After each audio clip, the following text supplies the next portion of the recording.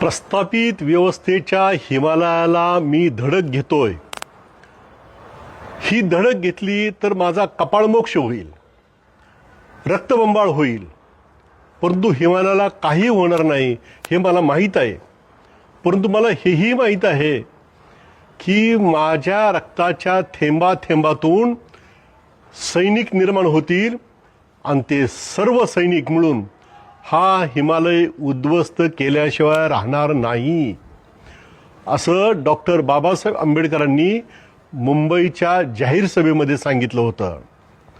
हा डॉक्टर बाबासाहेब आंबेडकरांची प्रेरणा घेऊन आज ज्यांच्या रक्तामध्ये डॉक्टर बाबासाहेब आंबेडकर आहे ते या उपवर्गीकरणाच्या विरोधामध्ये रस्त्यावर आलेले भीमसैनिक दिसतात.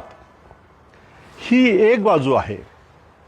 आणि दुसरी बाजू पिंपरी चिंचवड शहरातील एक आमदार एका जातीसाठी एका व्यक्तीसाठी काम करताना दिसतो, तेव्हा या ठिकाणच्या एका जबाबदार नेत्याने त्याच्यावर कठोर टीका केली आणि सर्व समाजासाठी काम केलं पाहिजे, एका जातीसाठी काम नाही केलं पाहिजे, अशा पद्धतीचं त्यांनी ठणकावून सांगितलेलं आहे.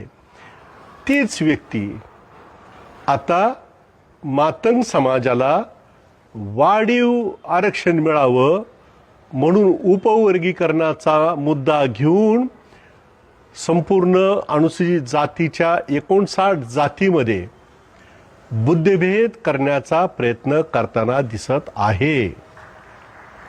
गर्व से कहो हम हिंदू है, हिंदू सारा एक, अशा पद्धतीची हिंदुत्वाची व्यापक विचारसरणीच्या नरडीला नख लावण्याचं काम हीच व्यक्ती करताना दिसते. परंतु मला आनंद वाटतो हिंदू समाज संघटित व्हावा, हिंदू समाजाचं ऐक्य अबाधित राहावं, दलितांचं ऐक्य अबाधित राहावं म्हणून गावागावातील नवबौद्ध तरुण डॉक्टर बाबासाहेब आंबेडकरांच्या प्रेरणेने रस्त्यावर उतरताना दिसतो.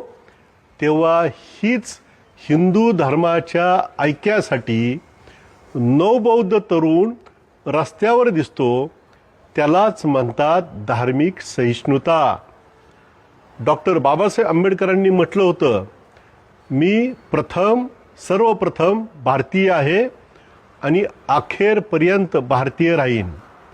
ही भारतीयाची गुणवैशिष्ट्ये घेऊन आजचा नवबौद्ध तरुण या उपवर्गीकरणाच्या विरोधामध्ये रस्त्यावर आलेला दिसतो.